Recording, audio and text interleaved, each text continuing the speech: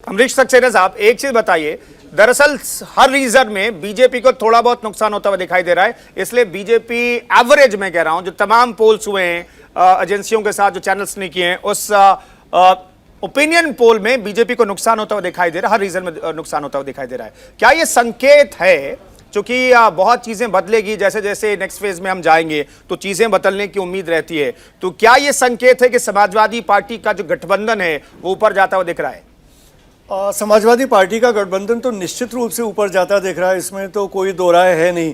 लेकिन सबसे बड़ा सवाल ये है कि अगर हम पूरी असेंबली का जो कंपोजिशन है उसमें देखें तो मेरे हिसाब से किसी भी पार्टी को बहुमत मिलता नहीं दिख रहा है।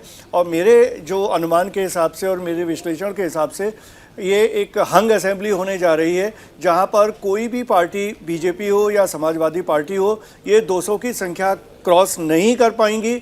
और मैं जो देख पा रहा हूं वो ये है कि जो चुनाव के बाद पोस्ट पोल अलायंस से ही किसी की सरकार बनेगी।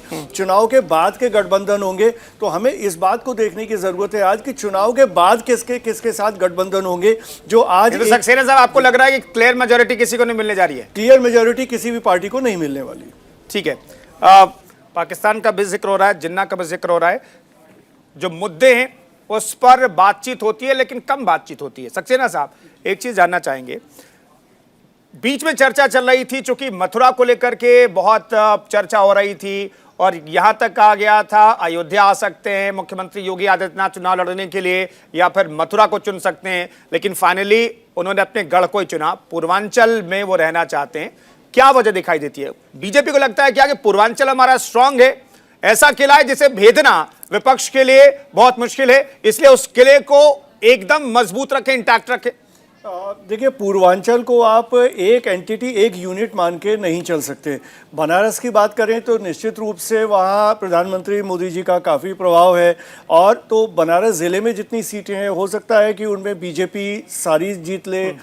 लेकिन आप थोड़ा सा इधर उधर हटेंगे, जैसे ही आप चंदौली और चंदौली से चकिया तक जाएंगे तो मुझे नहीं लगता कि बीजेपी वहाँ से सारी सीटें जीत पाएगी, वहाँ कड़ा मुकाबला होगा।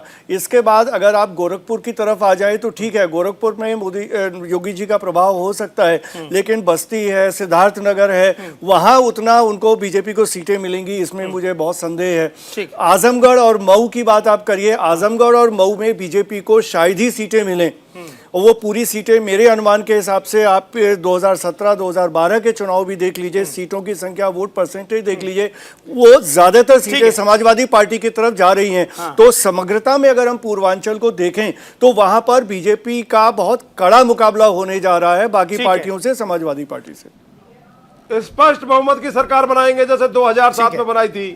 सक्सेना साहब, एक चीज जल्दी से बता दीजिए, यहाँ पर मुख्यमंत्री के रेस में योगी आदित्यनाथ ही बहुत आगे दिखाई दे रहे हैं। देखिए, मुख्यमंत्री के रूप में कौन जनता किसको ज्यादा देखना चाहती है इसका कोई अर्थ नहीं है। चुनाव में मुख्यमंत्री उसी पार्टी का बनेगा जिसको विधानसभा में बहुमत मिलेगा।